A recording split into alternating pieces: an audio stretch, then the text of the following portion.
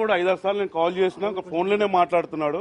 అన్న ఒకరు కలుస్తానన్న లోపట నాకు మార్నింగ్ మధ్యాహ్నం నాకు కాల్ వచ్చేసింది, అన్న ఇట్లా చందన్న లేడు అని అనగానే మా అబ్బా టీవీలలో చూస్తాగానే నాకు అర్థమైపోయింది ఆయన ఇప్పుడు లోతుగా ఆ అమ్మాయిని ఏ విధంగా ఇష్టపడ్డాడో, ఆ అమ్మాయిని ఆ ప్రేమని మళ్ళీ మీది పిలిపించేసుకుంటు మా చందన్నని. వాళ్ళిద్దరి గురించి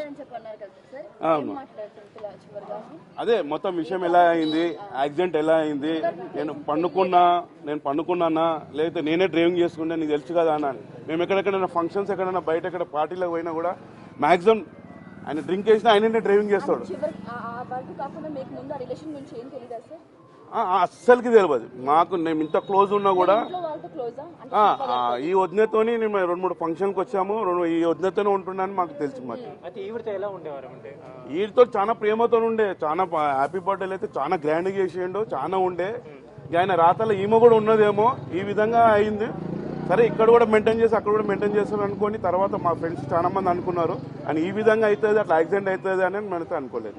ఇండస్ట్రీకి ఒక మంచి యాక్టర్ మిస్ అయినారు అనుకోవచ్చు. ఇండస్ట్రీలో మేము ఆయన ఉన్న హైట్కు గెటప్కి కొత్త విలను ఇప్పుడు మనం బాలీవుడ్ నుంచి ఆ నుంచి తెచ్చుకుంటారు, తమిళ్లో అక్కడ బొంబాయి నుంచి తెచ్చుకుంటారు. మంచి టాలెంట్ 3 పేజీలు సింగిల్ టేకింగ్ లా ఒక్కపారు చూసి చెప్పగల కెపాసిటీ ఆయనకు ఉన్నది అని ఈ విధంగా అయితేనైతే మేము అనుకోలేము.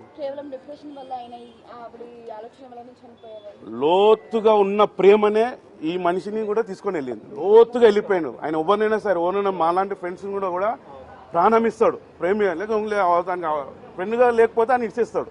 ఆయనతో నచ్చిందంటే ఆయన ఏ విధంగానైనా ఫోన్ అయినా పిలిపించుకొని ఆ అమ్మాయితో ఆ విధంగా ఉండి ఈ విధంగా తీసుకుపోయాడు.